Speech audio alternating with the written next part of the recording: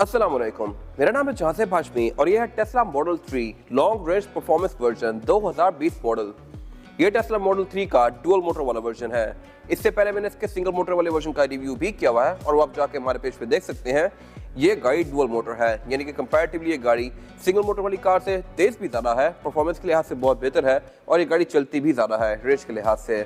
और उसके अलावा टेस्लास वर्ल्ड वाइड अपनी इलेक्ट्रिक कार्स की वजह से बहुत ज़्यादा फेमस है। इस गाड़ी को लेने के लिए आपको बहुत सारी वजह दे सकता हूँ। नंबर 1, इस गाड़ी की प्राइसिंग। ये गाड़ी कंपैरेटिवली इस लीग की बाकी कार से बहुत सस्ती है। अगर परफॉर्मेंस फिगर्स के लिहाज से देखा जाए तो इस गाड़ी का कंपटीशन BMW M4 बनती है, लेकिन अगर आप 2020 की M4 लेने जाते हैं तो वो इससे बहुत ज़्यादा महंगी होने वाली है, या फिर अगर आप E क्लास लेने जाते हैं तो वो भी इससे बहुत ज़्यादा महंगी होगी। जबकि ये गाड़ी 2 करोड़ 20 लाख की है। 2 करोड़ 20 लाख में ये गाड़ी बहुत सारा परफॉर्मेंस ऑफर करती है। फिर ये गाड़ी है भी फुली इलेक्ट्रिक और उसके अलावा फीचर्स के लिहाज से भी बहुत सारा इक्विप्ड है, जो कि मैं आगे कवर करूंगा इस रिव्यू के अंदर। फिलहाल अगर बात की जाए स्पेसिफिक गाड़ी की, तो ये डुअल मोटर वर्जन है, यानी कि लॉन्ग रेंज, और उसके अलावा इसकी डिमांड 2 करोड़ 20 लाख है और ये गाड़ी साइकिल मोटरस्पोर्ट के पास अवेलेबल है। अगर आपने इस गाड़ी के बारे में कोई इन्फॉर्मेशन लेनी है तो आप इस दिए गए नंबर पर कॉल कर सकते हैं या फिर आप साइकिल मोटरस्पोर्ट को विजिट कर सकते हैं, जो कि रावलपिंडी में DH2 के गेट 1 के ऑपोजिट लोकेटेड है। साइकिल मोटरस्पोर्ट में सिर्फ गाड़ियों की बाइंग एंड सेलिंग ही नहीं, बल्कि गाड़ियों में काम भी किए जाते हैं, जैसा कि tints, wrap, ceramic coating, PPF, graphene coating. फिर यहाँ पे गाड़ियाँ फेसलिफ्ट भी की जाती हैं और इसके अलावा यहाँ पे फिर एक पेंट बूथ भी अवेलेबल है, जहाँ पे गाड़ियों में बेस्ट क्वालिटी का पेंट किया जाता है। साइकिल मोटर्स की टोटल 2 ब्रांचेस हैं, एक रावलपिंडी में मरी रोड पे लोकेटेड है और फिर एक रावलपिंडी में DH2 के गेट 1 के ऑपोजिट लोकेटेड है। खैर, overall it's a great Tesla and today I am going to review it. Usually मैं कार रिव्यूज बाहर से शुरू करता हूँ, लेकिन इस गाड़ी में सारा कुछ जो इंटरेस्टिंग है वो इसके इंटीरियर में ही है।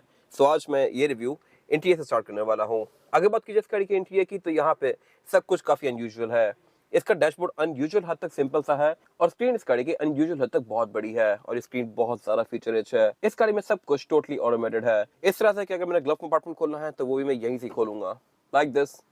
इसके अलावा अगर मैंने इसके स्टीयरिंग व्हील को भी एडजस्ट करना है तो स्टीयरिंग व्हील के एडजस्टमेंट के लिए भी यहाँ पे एक बटन दिया गया है और फिर मैं स्टीयरिंग व्हील को ऊपर नीचे इस तरह से करूंगा और आगे पीछे भी ये यहीं से होगा।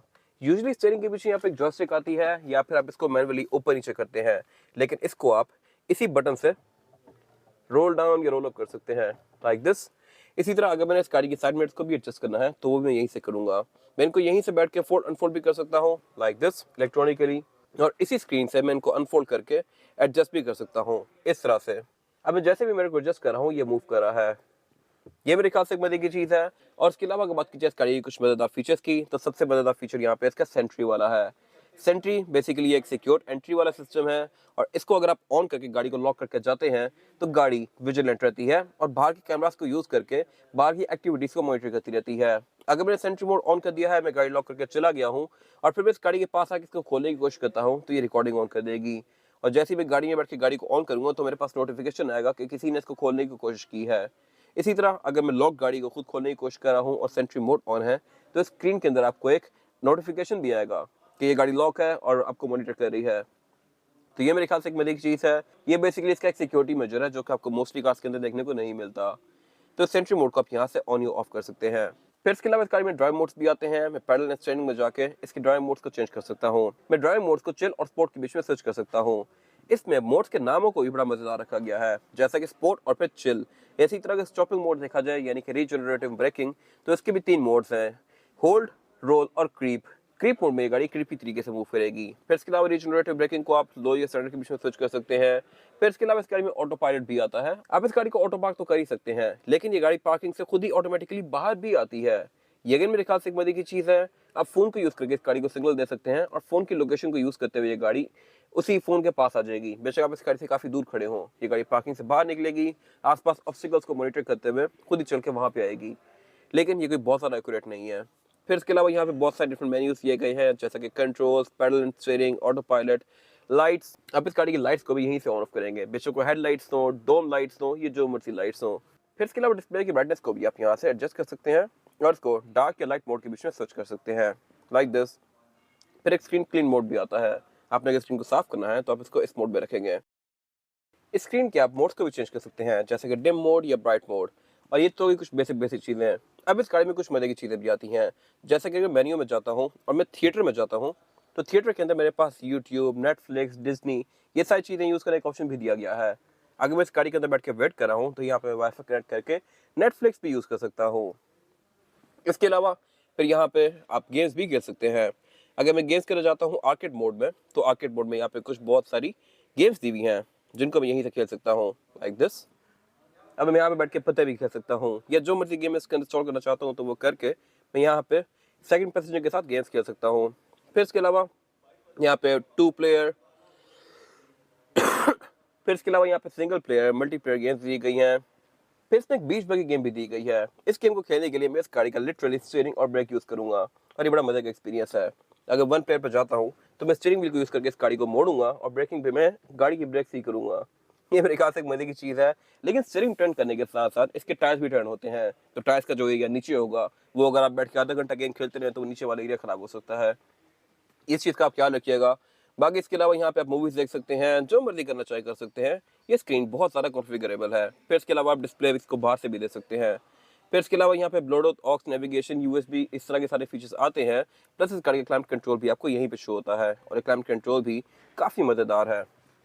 इसकी जो बेसिकली डैशबोर्ड में ग्रिल दी गई है, ये इसके एयर वेंट्स हैं, और ये 2 ग्रिल्स हैं साइमल्टेनियसली, एक ऊपर की तरफ है और फिर एक नीचे की तरफ है। और आप इसके एयर फ्लो को भी अपनी मर्जी के लिहाज से एडजस्ट कर सकते हैं, लाइक दिस। मैं इसके एयर फ्लो को अपनी मर्जी के लिहाज से ऊपर नीचे भी कर सकता हूँ और स्प्लिट भी कर सकता हूँ। अब अगर मैं इसको स्प्लिट कर दिया है तो ये मेरे ऊपर के अलावा राइट पे भी हवा फेंक रही है और लेफ्ट पे भी हवा फेंक रही है। फिर इसी तरह अगर मैं इसका डॉग मोड ऑन करता हूँ तो डॉग मोड के अंदर ये गाड़ी सेंट्री मोड भी ऑन कर देती है, और उसके अलावा विंडोज़ को भी थोड़ा सा रोल डाउन कर देती है, या फिर क्लाइमेट कंट्रोल के वेंट्स के थ्रू हवा थ्रो करती रहती है अंदर, और टेम्परेचर मेंटेन रखती है ताकि डॉग को सफोकेशन ना हो। ये मेरे ख्याल से कुछ मजे की चीज़ें हैं। और इसके अलावा फिर इसमें कुछ और मोड्स भी दिए गए हैं क्लाइमेट कंट्रोल के, जैसा कि कैंप मोड, कीप मोड, और इसके अलावा इस गाड़ी की फ्रंट दोनों सीट्स भी हीटेड आती हैं। ये तो हो गए कुछ स्क्रीन के फीचर्स। ये स्क्रीन इटसेल्फ काफ़ी बड़ी है, काफ़ी हाई डेफिनेशन है, और इसके अलावा आप इस गाड़ी की बाकी सारी चीज़ों को भी यहीं से कंट्रोल करेंगे। जैसा कि मैंने अगर इसका बोनट खोलना है तो मैं इसको भी यहीं से खोलूंगा, ट्रंक को भी यहीं से खोल सकता हूँ, चार्जिंग सॉकेट को भी यहीं से रिलीज कर सकता हूँ। इसके अलावा अगर बात की जाए बाकी केबिन की, तो बाकी केबिन काफ़ी बोरिंग सा है। स्क्रीन से नीचे यहाँ पे एक ड्रॉर दी गई है जिसको आप इस तरह से अनलॉक करेंगे, और से नीचे यहाँ पे एक और ड्रॉर दी गई है जिसको आप इस तरह से ओपन कर सकते हैं। ये काफ़ी डीप है। फिर उससे बैक पे यहाँ पे 2 कप होल्डर्स दिए गए हैं, और सेंटर में एक एरिया दिया गया है जहाँ पे आप इस गाड़ी की की को रखेंगे। की यहाँ पे प्लेस करने के बाद आप अगर ब्रेक दबाएंगे तो ये गाड़ी स्टार्ट हो जाएगी। बाय द वे, इस गाड़ी के अंदर कोई पुश स्टार्ट नहीं आता। इसका डैशबोर्ड पूरा ही ब्लैंक है, और अगर कोई नया बंदा इस गाड़ी के अंदर बैठता है तो पुश स्टार्ट ही ढूंढता रहेगा, जबकि ऐसा नहीं है। इसमें ये इसके की कार्ड है जिसको आप यहाँ प्लेस करके ब्रेक दबाएंगे तो ये गाड़ी ऑन हो जाएगी, और फिर आप इसको गेयर्स में स्विच करके चला सकते हैं। और जैसे ही आप इसको डी में डालते हैं तो ये स्क्रीन आपको बहुत सारी चीज़ें शो करवाती है, जैसा कि ओपन डोर्स, और इसके अलावा इसके सराउंडिंग्स में आसपास कितनी गाड़ियां हैं, कितने पेडेस्ट्रियंस हैं, कितनी बसेस, सेमी ट्रक, जो मर्जी चीज़ हो ये सेंस करती है। और इसके अलावा जहाँ पर टर्न करते हैं ये गाड़ी वहाँ कैमरास भी ऑन कर देती है। तो असिस्टिव फीचर्स के लिहाज से ये गाड़ी बहुत सारा इक्विप्ड है। फिर इसके अलावा ये गाड़ी सेंस करती है किस सीट पे बंदा बैठा हुआ है। अब मैं सीट पे बैठा हुआ हूँ तो ये गाड़ी इस सीट की वार्निंग दे रही है। बाकी सारी सीट्स नॉर्मल है। जैसी बाकी सीट्स पे लोग बैठते जाएंगे यहाँ पे उनकी वार्निंग आती जाएगी कि वो सीट बेल्ट लगा रहे हैं। फिर उसके अलावा यहाँ पे ये सेंटर कंसोल दिया गया है जो कि स्पेस के लिहाज से काफ़ी स्पेशियस है। नीचे एक ये हिडन ड्रॉर दी गई है, और इसके अलावा अगर बात की जाए इस गाड़ी की सीट्स की, तो सीट्स भी इस गाड़ी की लेदर की फिनिश में है। इनकी पैडिंग काफ़ी सॉफ्ट सी है, और हेडरेस्ट भी इस गाड़ी में ऑलमोस्ट फिक्स ही हैं। ये सीट्स हीटेड भी हैं, और इसके अलावा सेम लेदर इसका डोर्स के अंदर भी कंटिन्यू किया गया है, और फिर डोर्स के अंदर एल्कंटारा भी दिया हुआ है जो कि इसकी लुक को बहुत बेहतर बना रहा है। अगेन पूरी कार की तरह डोर पैनल भी इस गाड़ी के काफ़ी सटल से हैं, और में स्पीकर भी दिए गए हैं। इसके डोर अनलॉकर भी इलेक्ट्रॉनिक आते हैं। यहाँ पर एक बटन दिया गया है जिससे मैं इस गाड़ी के डोर को अनलॉक करूंगा, लाइक दिस। और जैसे ही मैं डोर को लॉक करता हूँ तो इसकी विंडो रोल डाउन होगी, गौर कीजिएगा। और बंद करने के बाद ये ऊपर होती है, क्योंकि ये बॉर्डरलेस विंडोज हैं। फिर इसके अलावा टेस्ला ने हर चीज़ के बारे में सोचा है। अगर इस गाड़ी की बैटरी डेड हो जाती है तो इसको लॉक करने के लिए यहाँ पे फिजिकल रिलीज भी दिया हुआ है, जिसको मैं इस तरह से ऊपर करूँगा, विंडोज अनलॉक करके आगे। फिर इसके अलावा अगर बात कीजिए विंडोज अनलॉकर की, तो ये इस गाड़ी में 4 हुई सिंगल टैप वाले आते हैं, जिनको मैं सिंगल टैप से फुली रोल डाउन या रोल अप कर सकता हूँ, लाइक दिस। राइट साइड इसकी बिल्कुल ब्लैंक है। राइट पे ये इसका गियर सेलेक्टर दिया गया है। इसमें जो गियर सिलेक्शन है वो है PRND, और इसके अलावा इसी से मैं इसका क्रूज भी इंगेज कर सकता हूँ। लेफ्ट पे स्टिक दी गई है, ये विंडशील्ड वाइपर की है, और यहाँ से मैं इसके इंडिकेटर्स को ऑन या ऑफ कर सकता हूँ। जैसे आप इंडिकेटर ऑन करेंगे ये गाड़ी आपको साइड शो करवाएगी। फिर इसके अलावा यहाँ पे इसके स्पीकर्स दिए गए हैं रूफ में। इसमें वैनिटी मिरर भी आते हैं ड्राइवर पैसेंजर दोनों के लिए, विद लाइट्स जो कि काफ़ी लग्जूरियसली ऑन होती हैं या ऐसा ऑन होती हैं। फिर उसके अलावा उससे पीछे इसकी पैनोरामिक रूफ दी गई है, और ये भी बाकी गाड़ियों से बहुत अनयूजुअल है। इस तरह से कि इस गाड़ी की पैनोरामिक रूफ एंड तक कंटिन्यू करती है। यूजुअली मोस्टली कार्स के अंदर पैनोरामिक रूफ के बैक पे एक पिलर दिया गया होता है जिसके बाद डिसकंटिन्यू हो जाती है, बट इस गाड़ी में ऐसा नहीं है। इसमें पैनोरामिक रूफ बिल्कुल बैक तक दी गई है, जो कि एक इन्फिनिटी रूफ वाली फील देती है। और उसके अलावा फिर इसमें रेयर व्यू मिरर भी ऑटो डिमिंग वाला आता है। सेंटर में केबल लाइट्स दी गई हैं जो कि टच से ऑन होती हैं लाइक दिस, और उसके अलावा यहाँ पे कुछ खास है नहीं। सो ये वो एरिया है जिसके बारे में मैं आगे बैठ के बात कर रहा था अभी, ये इसकी इन्फिनिटी पैनोरामिक रूफ। फिर इसके अलावा अगर बात की जाए सीटिंग कैपेसिटी की, तो बैक पे यहाँ पे 3 लोग बहुत आसानी से बैठ सकते हैं। इसमें फ्लोर बेड भी फ्लैट आता है क्योंकि डेफिनेटली यहाँ पे कोई ड्राइव ट्रेन नहीं है। और उसके अलावा इसमें बैक पे एयरवेंट्स भी दिए गए हैं पैसेंजर्स के लिए। फिर यहाँ पे C2C वाले चार्जिंग पोर्ट्स भी आते हैं। और उसके अलावा फ्रंट सीट्स के पीछे ये ड्रॉर्स आती हैं। डे डोर्स भी इसके फ्रंट डोर की तरह ही हैं। इनमें इलेक्ट्रॉनिक डोर रिलीज किए गए हैं, डोर्स में स्पीकर आते हैं। और उसके अलावा सेंटर में केबल लाइट्स दी गई हैं जो कि अगेन बैक पे भी टच से ऑन होती हैं। फिर इसके अलावा रूफ में यहाँ पे ये कोट होल्डर दिए गए हैं। और उसके अलावा सेंटर में फिर ये सेंटर कंसोल दिया गया है जिसको निकाल के मैं इसमें से 2 कप होल्डर एक्सेस कर सकता हूँ। इसको मैं एज एन आर्मरेस्ट भी यूज कर सकता हूँ। और उसके अलावा बैक पे इस गाड़ी में सीट बेल्ट भी आती हैं, ISFX के पोर्ट्स भी आते हैं। मटेरियल भी यहाँ पे काफी अच्छी यूज किए गए हैं। इसके पिलर्स पे भी लेदर दिया गया है और सीट्स भी इस गाड़ी की काफी हाई क्वालिटी हैं। इसके अलावा यहाँ पे कुछ खास है नहीं। इसके बाद अगर बात की जाए इस गाड़ी के एक्सटीरियर की, तो ये भी पूरी ही गाड़ी की तरह काफी अनयूजुअल सा है। यहाँ पे हर चीज काफी फ्लोई सी दी गई है। इसमें कोई भी sharp technical lines, edges, borders वगैरह यूज नहीं किए गए। सब कुछ इस गाड़ी में बड़ा सडल सा है और उसकी वजह है, और वजह यह है कि इस गाड़ी की एरोडायनामिक्स को मैक्सिमाइज किया जा सके। ये गाड़ी क्योंकि इलेक्ट्रिक है और इसमें रेंज ही सब कुछ होती है, तो जितनी ये गाड़ी एरोडायनामिक होगी उतनी ही इस गाड़ी की रेंज ज़्यादा होती जाएगी। इससे पहले टेस्ला मॉडल S आई थी और वो गाड़ी अपने टाइम की सबसे ज़्यादा एरोडायनामिक कार थी। उसके बाद ये गाड़ी आई और ये गाड़ी उससे भी ज़्यादा एरोडायनामिक थी और डेफिनेटली आपको इस गाड़ी के ऊपर नजर भी आएगा। और उसके अलावा अगर बात की जाए फीचर्स की, तो इसमें फीचर्स काफ़ी डिसेंट दिए गए हैं। फ्रंट पे इस गाड़ी में फ्रंट कैमरा भी आता है, पार्किंग सेंसर्स भी आते हैं और ये पार्किंग सेंसर्स यहाँ तक दिए गए हैं, यानी कि अगर मैं यहाँ भी खड़ा हुआ हूँ तो ये गाड़ी डिटेक्ट करेगी कि यहाँ पर कोई ऑब्स्टिकल है। और ये गाड़ी सिर्फ ऑब्स्टिकल नहीं बताती बल्कि ऑब्स्टिकल की शेप भी बताती है। अगर कोई पेडेस्ट्रियन होगा तो ये गाड़ी मेंशन करेगी कि पेडेस्ट्रियन है, ट्रक होगा ट्रक मेंशन करेगी, एसयूवी होगी तो एसयूवी मेंशन करेगी। ये मेरे ख्याल से एक मजे की चीज़ है। फिर इसके अलावा अगर बात की जाए इस गाड़ी की हेडलाइट्स की, तो हेडलाइट इस गाड़ी की एल शेप में है और इसके अलावा ये हेडलाइट्स पूरी ही एलईडी में है। इनकी हाइट को भी आप एडजस्ट कर सकते हैं। और इसके अलावा अगर बात की जाए इस गाड़ी के ये बोनेट की, तो ये बेसिकली इसका फ्रंक है, यानी कि फ्रंट ट्रंक। इसको ओपन करने के लिए इसके सेंटर में जो स्क्रीन दी गई है, यहाँ पे एक रिलीज आता है, इलेक्ट्रॉनिक रिलीज। मैं यहाँ से इसको ओपन कर सकता हूँ इस तरह से। और इसके बारे में एक और मजे की चीज़ है, वो ये है कि इसको उठाने के लिए नीचे कोई रिलीज नहीं दिया गया। अब जस्ट यहाँ से इसको इस तरह से उठा देंगे। अंदर से ये बिल्कुल एक्सपोज है और उसकी वजह भी है, यहाँ पे कोई इंजन वगैरह नहीं आता जिसकी हीट को ये रोके, तो ये बिल्कुल सिंपल सी दी गई है। और उसके अंदर ये हेक्सागोनल पैटर्न दिया गया है और ये इस गाड़ी का फ्रंक यानी कि फ्रंट ट्रंक। यहाँ पर आप अच्छा खासा सामान रख सकते हैं, 2-3 छोटे बैग या फिर एक बड़ा बैग यहाँ पे साइन से फिट हो सकता है। फिर इसके अलावा इस केसिंग को अगर आप उतारें तो इसके नीचे इसके इलेक्ट्रिकल कंपोनेंट्स दिए गए होते हैं जिनको इस गाड़ी में काफ़ी अच्छे से इंसुलेट किया हुआ है। इस गाड़ी में टोटल एक ही लिक्विड डलता है विंडशील्ड वॉशर का। और ये वो पॉइंट है जहाँ मैं यूजुअली बोलता हूँ कि अगर बात की जाए इस गाड़ी की इंजन स्पेसिफिकेशंस की, बट इस गाड़ी में क्योंकि इंजन है ही नहीं, तो अगर बात की जाए इस गाड़ी की इलेक्ट्रिकल स्पेसिफिकेशंस की, तो इसमें 73.5 किलोवाट की बैटरी दी गई है और ये गाड़ी है भी डुअल मोटर वर्जन। ये गाड़ी आपको तकरीबन 500 किलोमीटर तक की रेंज दे सकती है और आप इस रेंज में आराम से लाहौर जाके आ सकते हैं या फिर आप इसको विद इन सिटी तकरीबन 1-1.5 हफ्ता चला सकते हैं। 500 किलोमीटर अच्छी खासी रेंज होती है और ये गाड़ी चार्ज भी ओवरनाइट होती है। अगर आप इसको एक सही करंट वाले पावर सॉकेट पर लगाएंगे तो ये गाड़ी रात को अगर आप 10-11 बजे लगाते हैं तो सुबह 8-9 बजे फुली चार्ज होगी, नहीं तो ऑलमोस्ट 80-85% हो गई होगी, जो कि आपको 300-350 किलोमीटर तक की रेंज प्रोवाइड करेगा। और इस गाड़ी की रेंज टोटली डिपेंड करती है आपके यूजेज के ऊपर। अगर आप इस गाड़ी को बहुत रफ चलाते हैं, लाइट्स ऑन रखते हैं, हीटेड सीट्स ऑन रखते हैं, हीटर ऑन रखते हैं, तो इसकी रेंज काफ़ी कम हो जाएगी। ये गाड़ी बाय द वे एसी पे कम करंट रहती है और हीटर पे ज़्यादा करंट लेती है, क्योंकि डेफिनेटली इस गाड़ी में हीटर भी इलेक्ट्रॉनिक आता है। एसी के लिए इस गाड़ी में नीचे ग्रिल्स दी गई हैं और एसी यूनिट इसका कंपैरेटिवली हीटर से कम करंट लेता है। हीटर पे ये गाड़ी काफ़ी ज़्यादा करंट लेती है क्योंकि इसमें हीटर भी इलेक्ट्रॉनिक आता है, बाकी रेडिएटर वाली कार्स की तरह नहीं है इसका सीन। खैर नॉनदलेस ये गाड़ी क्योंकि इलेक्ट्रिक है तो इसमें मेंटेनेंस वाले कोई पार्ट नहीं है। ये गाड़ी जस्ट आप लेंगे और इसको चलाते रहेंगे जब तक ये चलती है।